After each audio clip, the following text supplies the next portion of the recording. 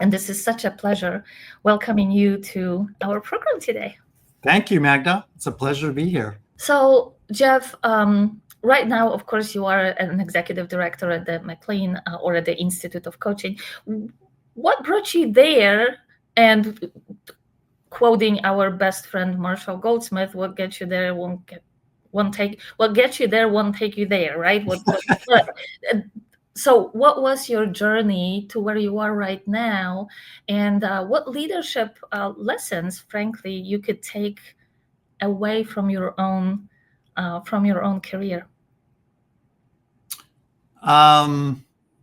It's a great question because I think that I look back on becoming a coach and the cycles of ups and downs that I went through over many years, and a lot of it is bouncing back from, maybe you call it failure. I was a corporate executive earlier in my career in HR. And during that time, I decided to try to coach senior executives without very many skills. I realized how hard that was. So I don't know whether I consider it a failure or not, but I decided I better get some training. So I went back to get my PhD in psychology, and then decided to go all the way and become a psychotherapist. And so after getting licensed and becoming a therapist, after a couple of years, realized that I don't know whether I was good at it or not, but I didn't really love doing that kind of work. I had come from the corporate sector, so I was very results oriented, very focused on goals, very focused on action. And when my therapy supervisor told me that working with the same people for 20 years should be my goal, I knew I was in the wrong profession. So then I circled back into the corporate setting, and coaching at that time was just emerging. And I took some coach training, and I went to my first ICF meetings and in New York City. Someone at ICF invited me to the Institute of Coaching conference sponsored by Harvard. And I loved that because they were treating coaching like a profession. And they were studying with research the underpinnings of what makes coaching effective. Right. And then I decided I needed to get more involved with that. I was very committed to learning, growing. If I was going to be a coach, I needed to understand the profession. So I became a volunteer with the Institute of Coaching with Margaret Moore and Carol Kaufman. And the rest is history. I went from volunteer to team leader to director of education, and here we are. I didn't necessarily aspire to be a faculty member at Harvard or to be the executive director, but when they asked, they basically said, you can't say no. Well, of course, Institute of Coaching is such a fantastic institution.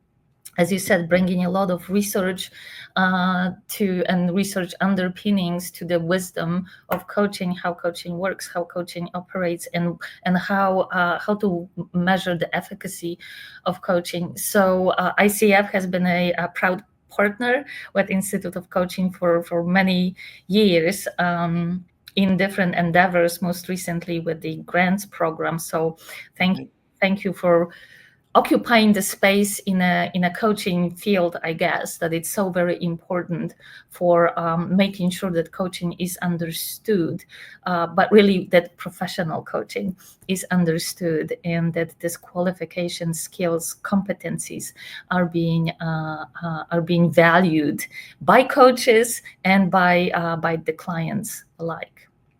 Yeah, I have to say, I mean, we have a lot of gratitude for ICF. We have a wonderful relationship with you and your leadership team, and with Joel at the research level. And, it is the funding that comes from ICF is extremely well utilized in terms of funding academically rigorous research that helps higher coaching profession become elevated to another level of credibility. And the timing is really important because the coaching profession has become huge, as we all know. There's a lot of us there. but it's still in some ways an early, I wouldn't say it's in its infancy. I would say maybe it's an adolescent. Adolescence, yes, yes.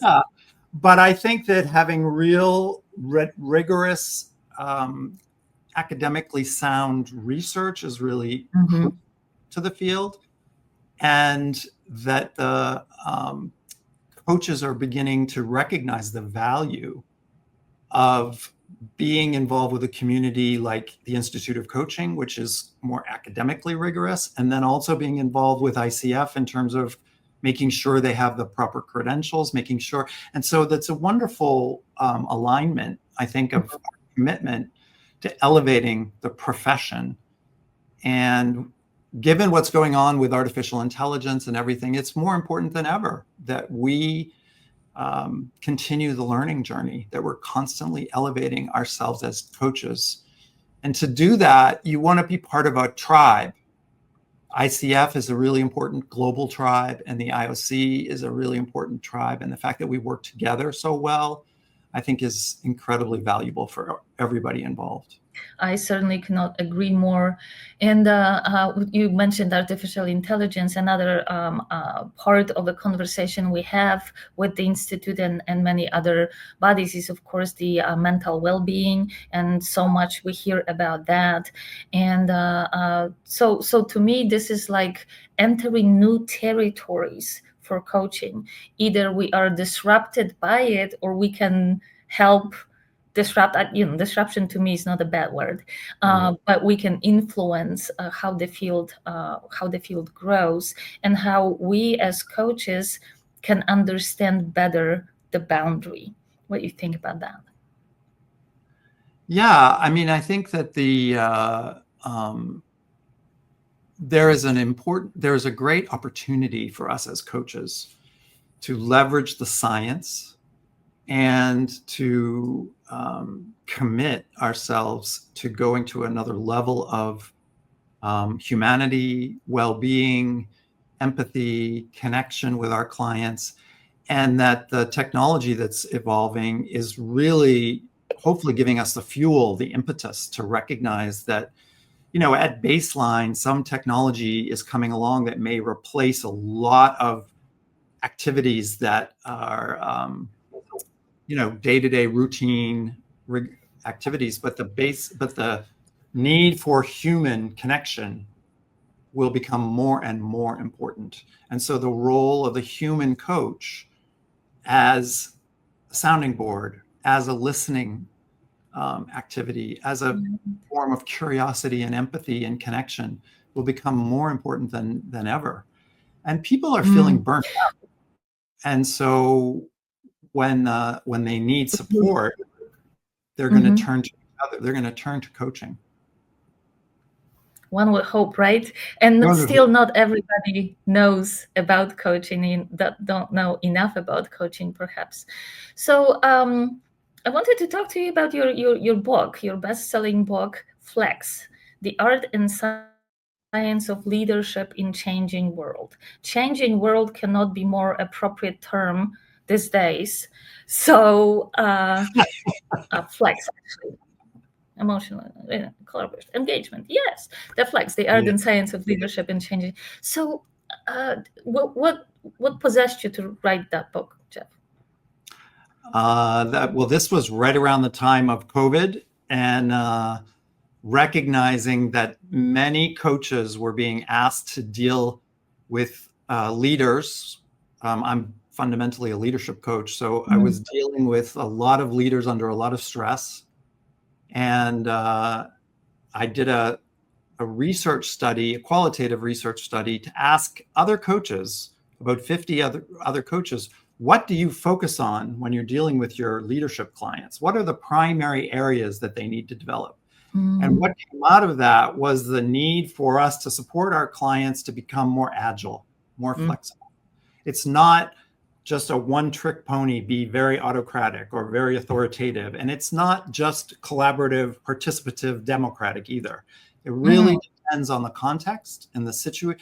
I think at the end of the day, it's safe to say that my book takes the 1980s concept of contextual leadership and updates it with the science of core principles around emotional intelligence, collaboration, innovation, productivity, curiosity, the fundamentals of basically flexible leadership. And it was, in some ways, at the time when the COVID hit is when the book came out. So I couldn't predict how appropriate it would turn out to be.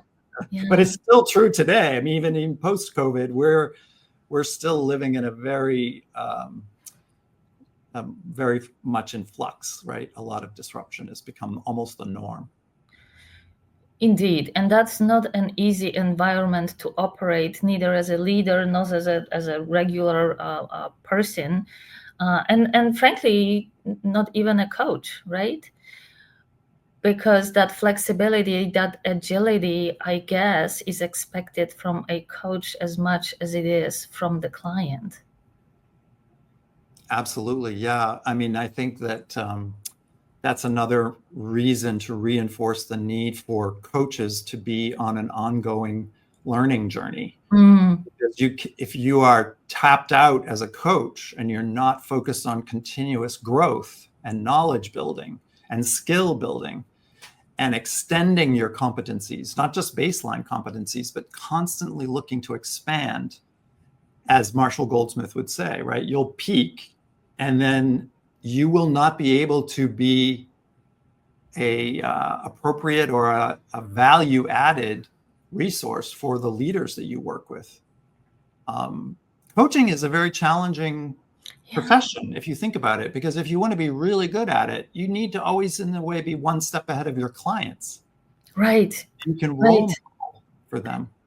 I think that this is such an important part. We often talk about the profession of coaching as coaches being life learners, and it's true, I think, by the nature of coaches, but it's also a necessity, and they're not nice to have, but have to have, in order, as you said, to be prepared to work with the leaders. And I know that you have a new book coming out. Tell us a little about it. Yeah, I'm excited to be able to announce, because literally it's going in pre-sale like right now on Amazon, and then the website will be up next week, and the book will be out in the summertime officially. But my co-author, Margaret Moore, who I know you've interviewed and know well, she and I have written a book called The Science of Leadership: 9 Ways to Expand Your Impact. And the baseline of the book is to consolidate many, many, many years of academic research and leadership and pull out the key capacities that leaders need to develop on a journey to become really good or really effective as leaders. And the way we approached it, because we're not researchers ourselves, we're not academics, we're coaches, is that we studied the research and we synthesized the research, but we took a coaching lens. So the book has coaching stories all the way through, and it has practices that are coaching in there. It's for coaches to use with leaders or with leaders to use with themselves. You know, they can do this book by themselves. But there's a coaching lens throughout the book to apply the leadership research. It's very difficult, as you can imagine, to read leadership articles in journals and then figure out, first of all, they're hard to read because they're very esoteric. And second of all, they're very difficult to apply. Like you read the latest research and then you think, what do I do with that information? It's great knowledge. But so our theme was to put a coaching mindset into it and also give a tool for coaches to use with their clients. Ideally, they would read the book together. They would use it as a tool. So I'm excited because I think the timing is really great. It's almost like the next extension of my book, Flex. Right. By broadening the research. I am one of the few lucky ones that had a chance to read the draft. And we appreciate that. I really enjoyed it because, as you said, it is very deeply researched, supported, and yet quite a pragmatic book to read. How you organize the leadership qualities, if you will, the 9, and then how to practically. I love the fact that you use case studies. So a client and the coach and the leader can see how it shows up in the real world. So I'm glad that it's already available for pre-purchase. And you said July is when the book officially comes out. Yeah. I think the launch would be sometime early July. So look for the book, Science of Leadership, right? Right. Yeah. You're the first time I've said it out loud publicly, so I'm very excited. Oh, I'm very excited that it came on our program. And thank you so much for being one of our first readers. Oh, that was my pleasure. Absolutely pleasure.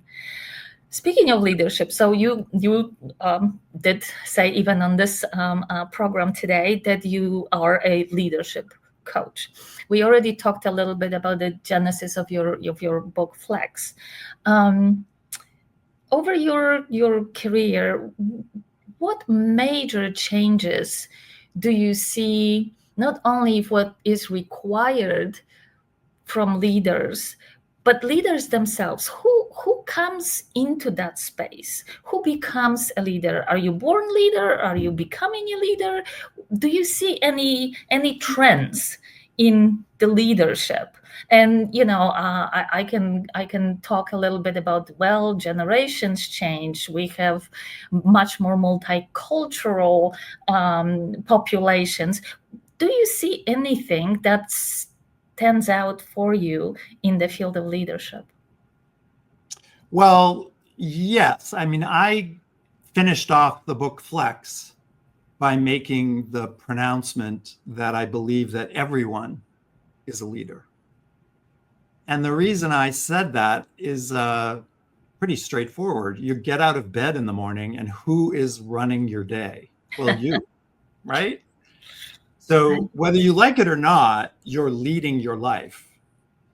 And so taking that on and owning it, acknowledging it, and then leveraging it, using that capability that you use to lead a fulfilling life, to lead a fulfilling team, or lead a highly productive organization. I mean, it's the same dynamic as a human capacity to have a positive impact and influence others. So I'm a firm believer, and I think it's played out with the next generations, the younger generations, the millennials, the Generation Z. They want to lead earlier in their careers. Yeah. And I targeted them in my book Flex, and we pay attention to them in the book The Science of Leadership.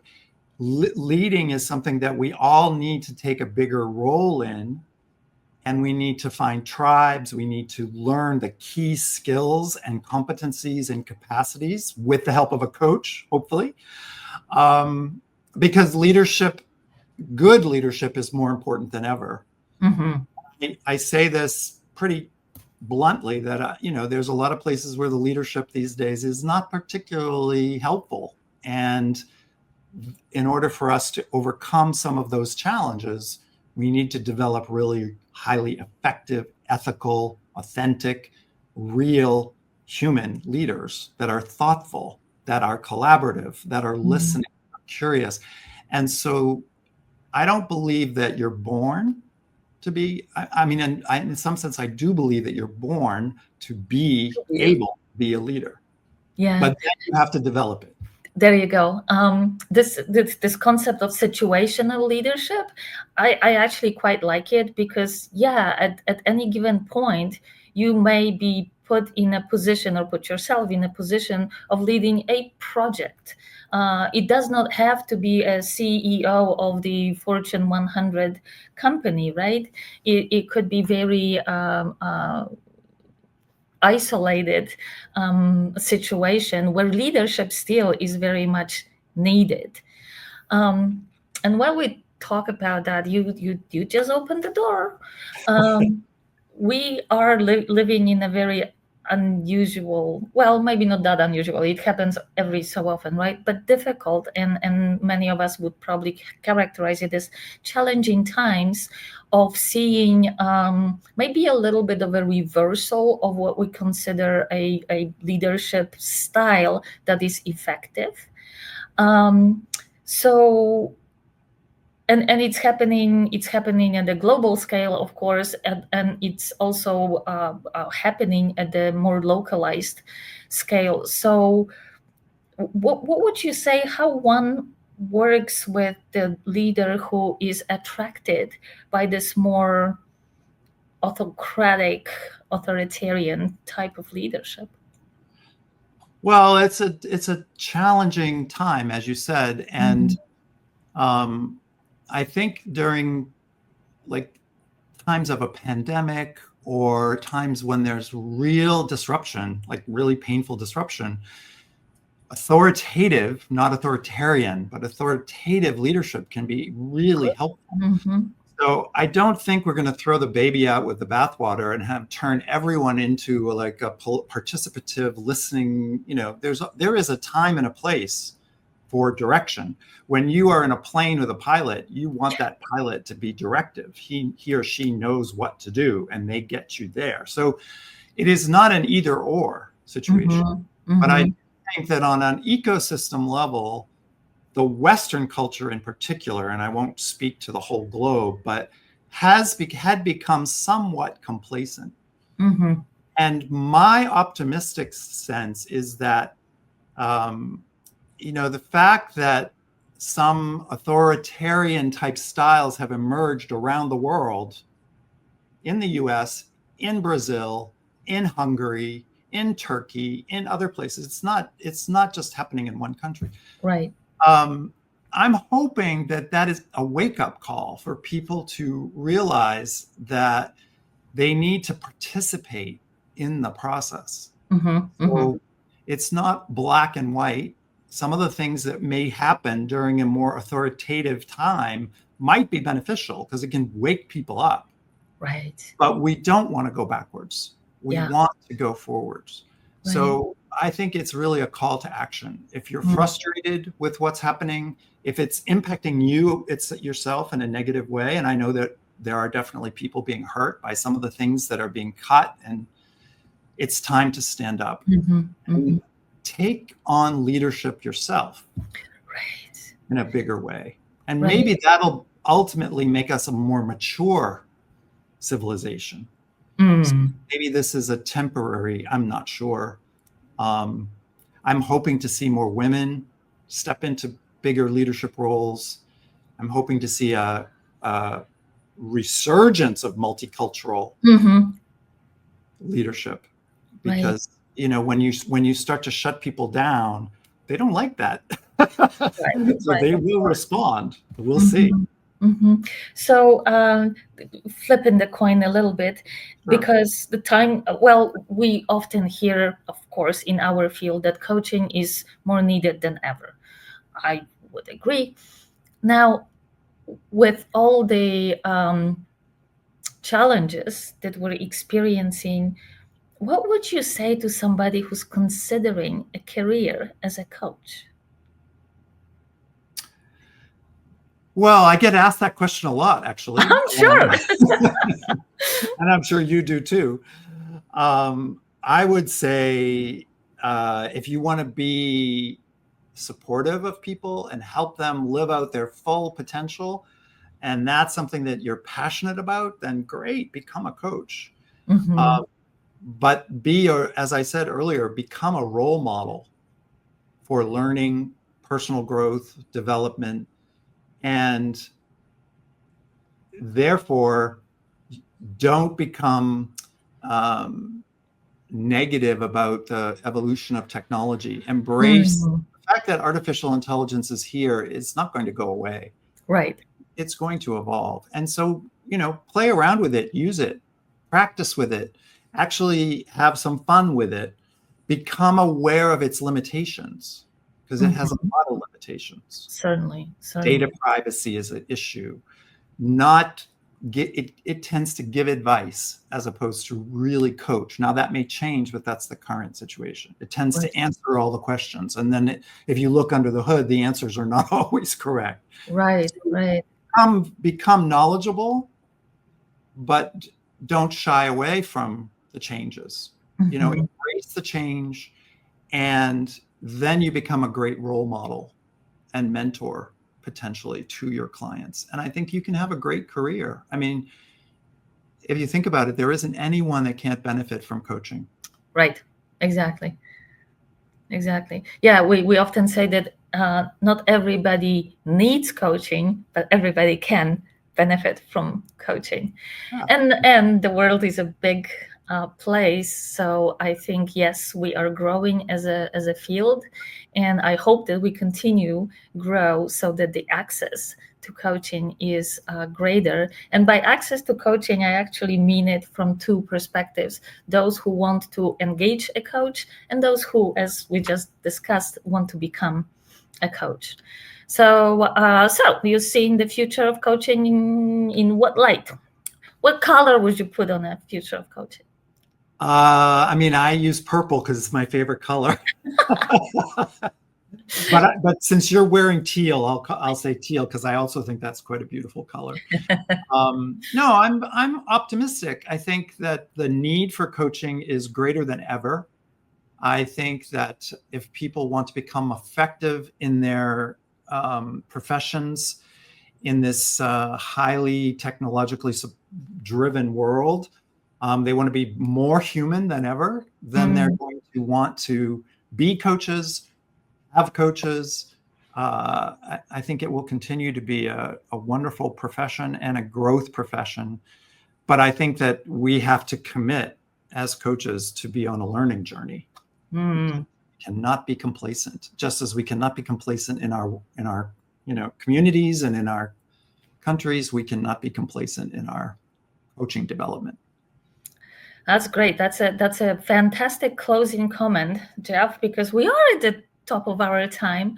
So thank you so very much again, everybody. Jeffrey Hall, Dr. Jeffrey Hall, the Executive Director of the Institute of Coaching, author of soon to be 2 books in a marketplace. And Jeff, thank you so much for sharing your observations with us, and talk to you soon.